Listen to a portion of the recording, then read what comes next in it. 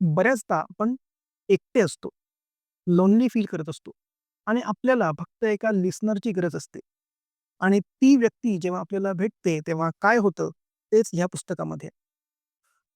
फिदोर दोस्तोव्स्कीचं white nights. ऑथरचं नाव मी 100% चुकीचं घेतोय. पण हे दोस्तोव्स्कीचं हे पुस्तक तुम्हाला ओक्साबोक्शी रडवणार नाही, पण रिलेट खूप होईल. ह्या पुस्तकावर बेस्ड एक बॉलिवूड फिल्म सुद्धा आली आहे. ती फिल्म कोणती ते कमेंट करून सांगा. अ, एक स्वप्नाळू मुलगा ॲक्सिडेंटली एका मुलीला भेटतो. सलग 4 रात्री त्यांची होणारी भेट त्याला ती आवडायला लागते. एरवी सायलेंट आणि इन्व्हिजिबल राहणारा तो मुलगा तिच्यासोबत असताना मात्र पानाच्या पानं भरून बोलतो.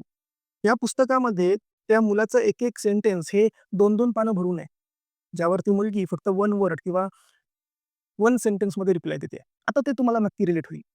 अ, ह्या पुस्तकात त्या मुलाने त्या मुलीचं नाव जवळ-जवळ 1000 वेळा घेतलंय. नास्तेन्का हे त्या मुलीचं नाव असतं. पण त्या मुलाचं नाव आपल्याला माहीत नाहीये, कारण का त्या मुलाचं नाव त्या मुलीने कधी घेतलंच नाही. ती मुलगी ज्या मुलावर प्रेम करत असते, ती त्याला पत्र पाठवत असते. पण त्या पत्राचं उत्तर काही येत नसतं. पण जेव्हा हा दोस्तोव्स्की म्हणजे हा ड्रीमर मुलगा तिच्या पी-ओ-व्हीने तिच्या प्रियकराला पत्र लिहितो. त्याला ती आवडत असताना सुद्धा तिच्या आनंदासाठी. तेव्हा तिचा प्रियकर तिला भेटायला येतो आणि ती त्याच्यासोबत निघून जाते.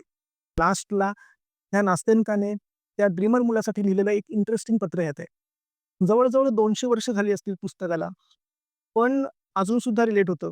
Benzene, friend zone, one sided love ह्या जेन टर्म्सची आठवण होते. या पुस्तकामध्ये माझं एक फेव्हरेट वाक्य आहे. "Your hand is cold, mine burns like fire.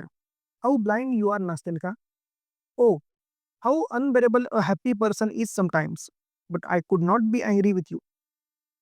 लास्टला तो मुलगा असं म्हणतोय, की "my God, a moment of bliss.